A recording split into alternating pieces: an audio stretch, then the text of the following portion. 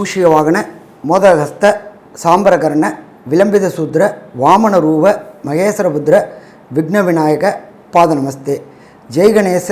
ಜೈ Ganesha பாகிமாம். Sri Ganesha ரக்ஷமாம். Sri Bhagavathi YouTube channel நேயர்களுக்கு ஹரிஹர சர்மாவின் பணிவான நமஸ்காரங்கள். அனைவருக்கும் ஹரிஹர சர்மாவின் பணிவான நமஸ்காரங்கள். நாம் ஒவ்வொரு மாத பலன்கள் பார்த்துக்கிட்டு இருக்கிறோம், வருஷ பலன்கள் பார்த்துக்கிட்டு இருக்கிறோம், ஒவ்வொரு கிரக பயிற்சி பலன்களும் பார்த்துக்கிட்டு இருக்கிறோம். ராகு, கேது, சனி பகவான் பயிற்சி, குரு பயிற்சி போன்ற பல பயிற்சி பலன்களை நாம் பார்த்துக்கிட்டு இருக்கிறோம். அந்த வழியில் இந்த காலகட்டங்களில் வருகின்ற ஆவணி மாதத்திற்கு உண்டான பலன்கள் என்னென்ன அப்படின்னு பார்க்க போகிறோம். இப்போ இந்த ஆவணி மாதம் பிறக்கிறது அப்படின்றத பொறுத்தளவுக்கு நிகழும் மங்களகரமான குரோதி வருஷம் ஆவணி மாதம் 1ஆம் தேதி. அதுக்கு சரியான ஆங்கில தேதி அப்படின்றது 17/8/2024 சனிக்கிழமை. அன்றைக்கி நட்சத்திரம் அப்படின்றது வசந்தர நட்சத்திரமான பூராட நட்சத்திரத்தில் இந்த ஆவணி 1 பிறக்குது. சரி, இந்த ஆவணி 1 பிறக்கிறது இந்த காலகட்டங்களில் என்னென்ன விசேஷ நாட்கள் இருக்குது அப்படின்னு ஃபஸ்ட்டு பார்ப்போமா. ஆவணி 22 அதாகப்பட்டது ஆங்கில தேதிக்கு பொறுத்தளவுக்கு ஆவணி 22 7/9/24 விநாயகருக்கு உண்டான சதுர்த்தி அன்னைக்கு தொடங்குது. அதுக்கு அடுத்தது பார்த்தோம்னாக்க ஆவணி மாதம் 27ஆம் தேதி, ஆங்கில தேதி 12/9/2024 ஆவணி மூலம், ரொம்ப விசேஷமானது. அதுக்கு அடுத்தது ஆவணி மாதம் 30ஆம் தேதி, சரியான தேதி ஆங்கில தேதி 15/9/2024 ஓணம் பண்டிகை. மலையாள மக்களால், அனைத்து தரப்பு மக்களாலையும், இதில் ஒரு இன்னொரு விசேஷம் அப்படின்னாக்க, அது இஸ்லாமியராக இருக்கட்டும், அது கிறிஸ்தவராக இருக்கட்டும், அது இந்துக்களாக இருக்கட்டும், எல்லாரும் சேர்ந்து கொண்டாடக்கூடிய பண்டிகை மற்றும் அந்த கேரள அரசே கொண்டாடக்கூடிய பண்டிகை ஓணம் பண்டிகை. அன்றைக்கே வாமன ஜெயந்தியும் இருக்குது. அதுக்கு அடுத்தது பார்த்தோம் அப்படின்னாக்க ஆவணி மாதம் 3ஆம் தேதி, அதாகப்பட்டது ஆங்கில தேதி அப்படின்றது 19/8/2024 ருக் யஜுர் உபகர்மா அப்படின்றத பொறுத்தளவுக்கு பிராமண சமுதாயத்தை சேர்ந்தவங்க அன்னைக்கு தன்னுடைய பழைய பூணல் இது பண்ணிவிட்டு புது பூணல் போடக்கூடிய நாள். உபகர்மா அப்படின்னாக்க பூணல் போடக்கூடிய நாள். இந்த சமுதாயத்தில் இன்றைக்கி ஒரு நாள் தான் ஆண்களுக்குன்னு உண்டான ஒரு விசேஷமான பண்டிகை. அதுக்கு அடுத்தது ஆவணி மாதம் 6ஆம் தேதி 22/8/2024 எல்லா காலகட்டங்களையும் சங்கடகர சதுர்த்தி வரும். ஆனால் இந்த சங்கடகர சதுர்த்தி மகா சங்கடகர சதுர்த்தி. அப்போ கிட்டத்தட்ட ஒரு 11 சங்கடகர சதுர்த்தி செய்கிறதுக்கும் இந்த மகா சங்கடகர சதுர்த்தி வழிபடுறதுக்கும் ஏற்ற நாளா அப்படின்னா ஏற்ற நாள். இதோட ரொம்ப விசேஷம் அப்படின்னு பொறுத்தளவுக்கு எல்லாரோடைய கனவும், அது ஆணாக இருக்கட்டும், அது பெண்ணாக இருக்கட்டும், யாருக்கும் இருக்கிற கனவு அப்படின்ற பொறுத்தளவுக்கு ஒரு காணினாலும் சொந்த வீடு இருக்கணும், சொந்த மண்ணோட வீடு இருக்கணும் அப்படின்ற எண்ணம் உள்ளவங்க நம்மளுடைய பாரத மக்கள். அவங்களுக்கு இந்த காலகட்டங்களில் வாஸ்து செய்ய உகந்த நேரம் இன்றைக்கி தான், அதாவது 22/8/2024. அதுவும் வாஸ்து செய்ய உகந்த நேரம், பரம பவித்திரமான நேரம் அப்படின்னு சொல்கிறது 2:31 4:01 வரலும் இந்த வாஸ்து செய்யக்கூடிய நாள். எப்பொழுதுமே இந்த வாஸ்து நாளில் நம்ம என்ன பூஜை தொடங்கினாலும், வீடு கட்டுறதுக்கு உண்டான பூஜையோ இல்லை அபார்ட்மெண்ட் வாங்குறதுக்கு அட்வான்ஸ் கொடுக்குறோமோ, எது கொடுத்தாலும் அது தடையின்றி தாமதமின்றி முடியும். வீடு கட்டும்போது நம்ம பெரும்பாலும் பொறுத்தளவுக்கு லோன் போட்டு கட்டுவோம். ஒரு சில பேருக்கு பார்த்தா ஆரம்பித்து ஒரு 2-3 மாதத்தில் லோன் சேங்ஷன் ஆகாமல் வீடு நிற்கக்கூடிய வயல் வரும். அதே போல் ஒரு சில பேருக்கு தேவையற்ற சங்கடங்கள் வீடு நிப்பாட்ட வேண்டி வரும். ஆனால் இந்த வாஸ்து நாள் அன்னைக்கு நாம் இந்த நேரத்தில் பரம பவித்திர நேரமான 2:31 4:01 பூஜை போடணும். பூஜை போடுறது எப்போதுமே மனைக்கு பூஜை போடணும்னாக்க வடக்கும் கிழக்கும் சந்திக்கிற இடத்துல 1க்கு 1 1 அடி நீளம், 1 அடி அகலம், 1 அடி ஆழம் வச்சு வாஸ்து பகவான் நித்திரை விடுற நேரத்தில் அந்த மண்ணுக்குண்டான பூஜை போடுறோம். அப்போ அந்த மண்ணுக்குண்டானது அப்படின்னு பொறுத்தளவுக்கு ஒரு சில மண்ணில் பிரேத சாபம் இருக்கும், பூத சாபம் இருக்கும். இது எல்லாம் விலகக்கூடியது அந்த ஈசான்யத்தில் நாம் போடக்கூடிய பூஜை. அதை தவிர ஒரு சில பேர் பொறுத்தளவுக்கு 8 திக்கும் வெத்தலை வச்சு பிண்டம் வைப்பாங்க, பூத பிரேத சாபங்கள் விலகிறதுக்காக. அதுவும் வைக்கக்கூடிய நாள் அது. அதுக்கு அடுத்தது பார்த்தோம்னாக்க ஆவணி மாதம் 20ஆம் தேதி, சரியான ஆங்கில தேதி 5/9/2024. இதில் ருக், யஜுர், சாம, அதர்வண வேதம்னு 4 வேதங்கள் இருக்குது.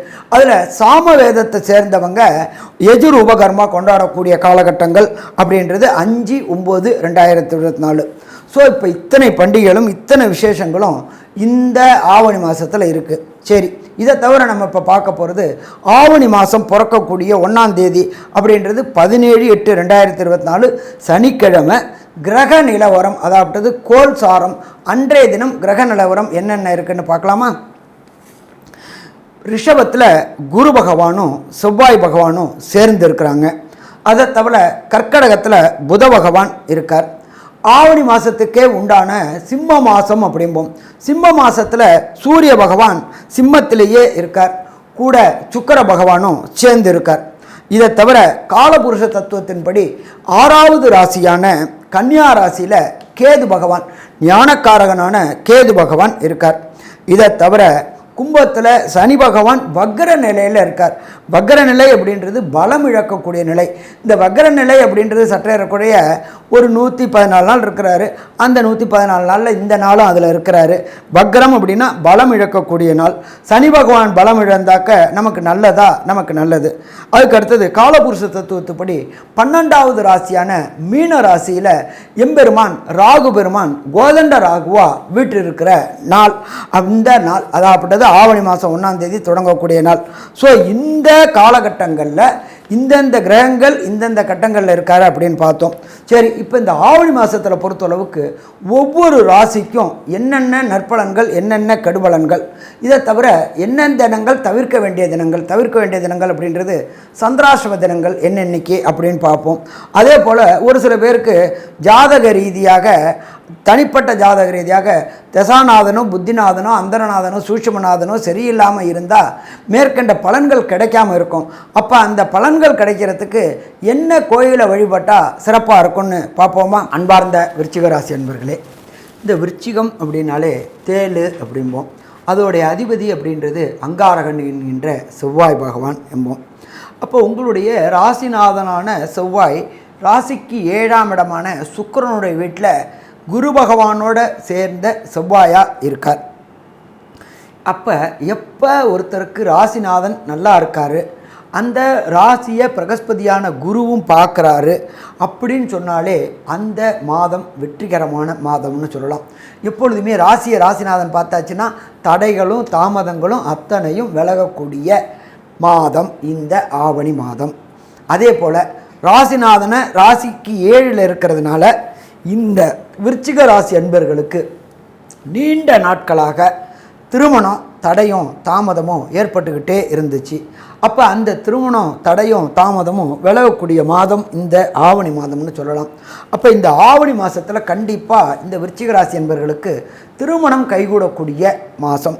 இன்னும் கிளியராக போனால் கண்டிப்பாக இந்த ஆவணி மாதத்துக்குள்ளார நிச்சயதார்த்தம் ஆகி போயிடுமா? நிச்சயதார்த்தம் ஆகி போயிடும். அதில் எந்த விதமான பயமும் வேண்டாம். அடுத்தது 3ஆம் இடமான முயற்சி ஸ்தானத்தை பிரகஸ்பதியான குரு பகவான் பார்க்குறார். நம்மளுடைய ஜோதிட சாஸ்திரத்தில் முயற்சி உடையார் இகழ்ச்சி அடையார். முயற்சி நம்முடையது, முடிவு கடவுளையது. முயற்சிகள் தோற்கலாம், ஆனால் முயற்சிக்க தோற்கக்கூடாது அப்படின்னு இருக்கக்கூடிய விருச்சிக ராசிக்காரங்களுக்கு முயற்சி ஸ்தானத்தை குரு பார்க்கறதுனால தொட்டதெல்லாம் பொன்னாகக்கூடிய மாதம் இந்த ஆவணி மாதம். அதே போல் திருமணமாகி விருச்சிக ராசியை சேர்ந்த அன்பர்களுக்கு நீண்ட நாட்களாக சந்தான பாக்கியம் என்கின்ற வம்சமிருத்தி இல்லாதவங்களுக்கு 3ஆம் இடத்தை புத்திரக்காரனான குரு பார்க்கும்பொழுது 3ஆம் இடம் ஜோதிட சாஸ்திரத்துப்படி ஆணுக்கு வீரியஸ்தானமும் பொண்ணுக்கு 4ஆம் இடம் அப்படின்றது கர்ப்பம் தாங்கும் ஸ்தானமும்னு பேர். அப்போ வீரியஸ்தானத்தில் விந்தணுக்கள் கூடக்கூடிய மாதம் இந்த ஆவணி மாதம். அப்போ இந்த விருச்சிக ராசியை சேர்ந்த அன்பர்களுக்கு அது ஆணாக இருந்தாலும் சரி, அது பெண்ணாக இருந்தாலும் இந்த காலகட்டங்களில் வம்சம் விருத்தி தொடங்கக்கூடிய காலகட்டம்னு சொல்லலாமா? காலகட்டம்னே சொல்லலாம். அடுத்தது உங்களுக்கு அர்த்த ஆஷ்டம சனி நடக்குது. சனி பகவான் ராசிக்கு 4ஆவது இடத்துல இருந்தால் அர்த்த ஆஷ்டம சனி. அஷ்டமம்னா 8, அர்த்தாஷ்டமம்னா 4. ஆனால் என்ன ஒரு விசேஷம் அப்படின்னாக்க அவர் வக்ரகதி பெற்று சனி பகவான் பலம் இழந்துட்டார். அதனால் இந்த காலகட்டங்கள் பிரச்சனைக்கு இல்லாத காலகட்டங்கள். கிட்டத்தட்ட ஒரு 140 நாள் அவர் வக்ரகதியில் இருக்கிறார். அப்போ சுகஸ்தானம் நல்லா இருக்கா? சுகஸ்தானம் நல்லா இருக்குது. விருச்சிக ராசியை சேர்ந்த படிக்கக்கூடிய லோயர் எஜுகேஷன் படிக்கக்கூடிய அன்பர்களுக்கு தொட்டதெல்லாம் தொடங்கக்கூடிய மாதம். எதிர்பார்த்ததோடு அதிகமான மார்க் வாங்கக்கூடிய மாதம் இந்த ஆவணி மாதம். அதன் மூலியமாக வேண்டிய விரும்பிய பல்கலைக்கழகங்களுக்கு +2 வரலும் படித்து முடிச்சுட்டு என்ன கோர்ஸுக்காக எந்த காலேஜுக்கு எந்த யூனிவர்சிட்டிக்கு ட்ரை பண்ணுறவங்களுக்கு அந்த காலேஜ் அந்த யூனிவர்சிட்டி கிடைக்கக்கூடிய வாய்ப்புகள் மிக மிக அதிகம். அடுத்தது பார்த்தோம் அப்படின்னு சொன்னாக்க 5ஆம் இடம் அப்படின்றது ராகுவோடைய வீடு. அப்போ ராகு அங்கே இருக்கார். ஆனால் ராகுக்கு இடம் கொடுத்த பிரகஸ்பதியான குரு பகவானுடைய வீடு. அதனால் 5ஆம் இடம் அப்படின்றது கோதண்ட ராகு ஆகிறார். கோதண்ட ராகு ஆகிறதுனால உங்களுடைய குலதெய்வ வழிபாட்டுக்கு இத்தனை நாள் தடையும் தாமதமும் இருந்துட்டு அப்போ குலதெய்வ வழிபாடு செய்கிறதுக்கு இந்த மாதம் ஏற்றமான மாதம் குலதெய்வத்தை கண்டு தொழுதுட்டு வந்தோம்னாக்க அத்தனை குறைகளும் தீங்கும். எப்போ குலதெய்வம் வீட்டுக்கு வந்துருச்சோ அப்போ ஆட்டோமேட்டிக்காக இஷ்ட தெய்வங்கள் அத்தனையும் வரக்கூடிய நாள் அப்படின்னே சொல்லலாம். அடுத்தது விருச்சிக ராசியை சேர்ந்த அன்பர்கள் தொழில் பண்ணக்கூடியவங்களாக இருந்தாக்க சொந்த தொழில் செய்யக்கூடியவங்களாக இருந்து அதுவும் பார்ட்னர் கூட தொழில் செய்யக்கூடியவங்களாக இருந்தாக்க 7ஆம் இடத்துல பிரகஸ்பதியான குருவும் 7ஆம் இடத்துல ராசிநாதனான செவ்வாயும் இருக்கிறதுனால குருமங்கள யோகம் இருக்கிறதுனால பார்ட்னர்ஷிப் தொழிலில் இந்த காலகட்டங்களில் வெற்றி கிடைக்கக்கூடிய வாய்ப்புகள் அதிகம். அப்போ பார்ட்னர்ஷிப்பில் சேர்ந்து தொழில் செய்தோம்னாக்க அபரிமிதமான வருவாய் கிடைக்கக்கூடிய மாதம் இந்த ஆவணி மாதம் விருச்சிக ராசி என்பவர்களுக்கு. இதை தவிர கணவன் மனைவிக்குள்ளார ஒற்றுமை ஏற்படக்கூடிய மாதம். கடந்த மாதம் ஆடி மாதம் வெளியூரில் பிரிஞ்சிருந்தவங்க இப்போ சேர்ந்திருக்கக்கூடிய காலகட்டங்கள் ஆவணி மாதத்தில். அப்போ கணவன் மனைவிக்குள்ளார இந்த பிரிவினைகள் விலகி ஆனந்தம் தவறக்கூடிய மாதம் இந்த மாதம் அப்படின்னு சொல்லலாமா? கண்டிப்பாக சொல்லலாம். அடுத்தது 9ஆம் இடத்துல பிரகஸ்பதியான புத பகவான், அதாகப்பட்டது கல்விக்காரகனான புத பகவான் இருக்கார். உயர்கல்வி படிக்கக்கூடியவங்க இந்த விருச்சிக ராசியை சேர்ந்தவங்க IIT JEE நீட்டு போன்ற தேர்வு எழுதக்கூடிய இந்த விருச்சிக ராசி என்பவர்களுக்கு வேண்டிய பல்கலைக்கழகத்துங்களை வேண்டிய மார்க் எதிர்பார்த்ததுக்கு மேலே அதிகமான மார்க் வாங்கி IIT JEE நீட்டில் வாங்கி அந்த மார்க் வாங்கி விரும்பிய பல்கலைக்கழகத்தில் விரும்பிய கோர்ஸ் கிடைக்கக்கூடியது. சரி, அது மட்டுமா அப்படின்னாக்க வெளிநாடுகளுக்கு போகக்கூடிய மாணவர்களுக்கு தனக்காரனான குரு 7ஆம் இடத்துல இருந்து ராசியை பார்க்கறதுனால வேண்டிய இடத்துல கேட்ட இடத்துல பொருளாதாரம் கிடைக்கக்கூடியது, வேண்டிய இடத்துல லோன் கிடைக்கக்கூடிய வாய்ப்புகளும் இந்த காலகட்டங்களில் உண்டாகும். அதே போல் வண்டி வாகனம் வீடு வாங்கணும் முயற்சி செய்யக்கூடியவங்க செவ்வாயானவர் ராசியை பார்க்கறதுனால வண்டி வாகனம் வீடு வாங்கக்கூடிய வாய்ப்புகளும் இந்த காலகட்டங்களில் உண்டு. இதை தவிர 9ஆம் இடத்துல புத பகவான் இருக்கிறதுனால கல்விக்காரகனான புத பகவான் இருக்கிறதுனால உங்களுக்கு வெளியூர் வெளிமாநிலம் தொடர்பு ஏற்பட்டு அங்கு போய் படிக்கிறதுக்கு வேண்டிய விசா மற்றும் கிரீன் கார்டு மற்றும் PR மற்றும் சிட்டிசன்ஷிப் கிடைக்கக்கூடிய வாய்ப்புகளும் இந்த காலகட்டங்களில் உண்டு. ஏன்னா ஏற்கனவே நல்ல மூலக்காரங்க இந்த விருச்சிக ராசிக்காரங்க. அப்போ இவங்களுக்கு இந்த காலகட்டங்களில் செவ்வாயும் பொறுத்தளவுக்கு நல்லா இருக்கிறாரு, ராசிநாதன் நல்லா இருக்காரு, ராசியை குரு பார்க்குறாரு, 9ஆம் இடத்துல புத பகவான் இருக்கார். அடுத்து 10ஆம் இடமான ஜீவனஸ்தானத்தில் ஜீவனக்காரகனான 10ஆம் இடத்துக்கு உண்டான சூரிய பகவானும் இருக்கிறாரு, சுக்கிர பகவானும் இருக்கிறாரு. அப்போ பார்க்கக்கூடிய வேலையில் பதவி உயர்வு பண வரவு கிடைக்கக்கூடிய வாய்ப்புகள் இந்த காலகட்டங்களில் மிக மிக அதிகம்னு சொல்லலாம். சூரிய பகவான்றது ஆத்மகாரகன். ஆத்மகாரகனுடைய ஒளியில் தான் அத்தனை கிரகங்களும் அத்தனை இதுவும் செயல்படுது. அப்போ 10ஆம் இடத்ததிபதி 10ஆம் இடத்துல இருக்கிறதுனால தொழிலில் நல்ல பேரும் புகழும் கிடைக்கும், நல்ல பண வரவும் கிடைக்கும். அப்புறம் இதுக்கப்புறம் என்ன நமக்கு வேணும்? அடுத்தது 11ஆம் இடத்துல ஞானக்காரகனான கேது பகவான். நீண்ட நாட்களாக புகழ் கிடைக்கல, பணவரவு கிடைக்கல அப்படின்னு அவதிப்பட்டு இருந்த விருச்சிக ராசி என்பவர்களுக்கு இந்த காலகட்டங்களில் அது அத்தனையும் கிடைக்கக்கூடிய மாதம் இந்த மாதம். சரி, ஒரு சில பேருக்கு இந்த ஆவணியில் உள்ள 31 நாளில் ஒரு சில நாட்கள் புதிய முயற்சிகள் தவிர்க்கக்கூடிய நாட்கள் வரும். அப்போ அந்த புதிய முயற்சிகள் தவிர்க்கக்கூடிய நாட்கள் அப்படின்றது நம்ம ஜோதிட சாஸ்திரத்தில் சொல்கிறது சந்திராஷ்டம தினங்கள் அப்படிம்போம். அப்போ அந்த சந்திராஷ்டம தினங்களில் வெளியூர் வெளிமாநில பயணங்களை தவிர்ப்பது நல்லது. புதிய முயற்சிகள் புதிய தொழில் தொடங்கக்கூடியது நல்லது. அது எந்த நாள் அப்படின்னு பார்ப்போம். விருச்சிக ராசிக்கு பொறுத்தளவுக்கு ஆவணி மாதம் 12ஆம் தேதி காலையில் 8:36லேருந்து 13ஆம் தேதி முழுசும் 14ஆம் தேதி பகல் 2:59 வரையும். அப்போ ஆங்கிலத்துக்கு பொறுத்தளவுக்கு 28/8/2024, 29/8/2024, 30/8/2024 வெள்ளிக்கிழமை 2:59 வரையிலும் எந்த விதமான சுப நிகழ்ச்சிகளும் எந்த விதமான புது நிகழ்ச்சிகளும் புதிய முயற்சிகளையும் தொடங்கக்கூடியது நல்லது. சரி, இந்த விருச்சிக ராசிக்காரங்களுக்கு ஒரு சில பேருக்கு தசாநாதனோ புத்திநாதனோ அந்தரநாதனோ சூட்சமநாதனோ நல்லா இல்லை அப்படின்னாக்க செல்லக்கூடிய சென்று வழிபடக்கூடிய இடம் அப்படின்றத பொறுத்தளவுக்கு சோடச கணபதி. சோடசம்னா 16 வகையான கணபதி. இது எங்கே இருக்காரு அப்படின்னாக்க திருப்பாஞ்சூர் அப்படின்ற இடத்துல இருக்காரு. இந்த இடத்துல செவ்வாய்க்கு தோஷம் நீங்கிய இடம். அப்போ இந்த சோடச கணபதியை வழிபட்டுக்கிட்டு வந்தோம்னாக்க வரக்கூடிய பிரச்சனைகள் அத்தனையும் கந்தன் பேர் சொல்லும்பொழுது விலகும். ஸோ மொத்தத்தில் விருச்சிகராசி அன்பர்களுக்கு இந்த ஆவணி மாதம் மிகவும் அற்புதமான மாதம்னு சொல்லலாமா, அற்புதமான மாதம்னே சொல்லலாம். நல்லது. நமஸ்காரம். ஸ்ரீ பகவதி யூடியூப் சேனல் பார்த்த அன்பர்களுக்கு நன்றி.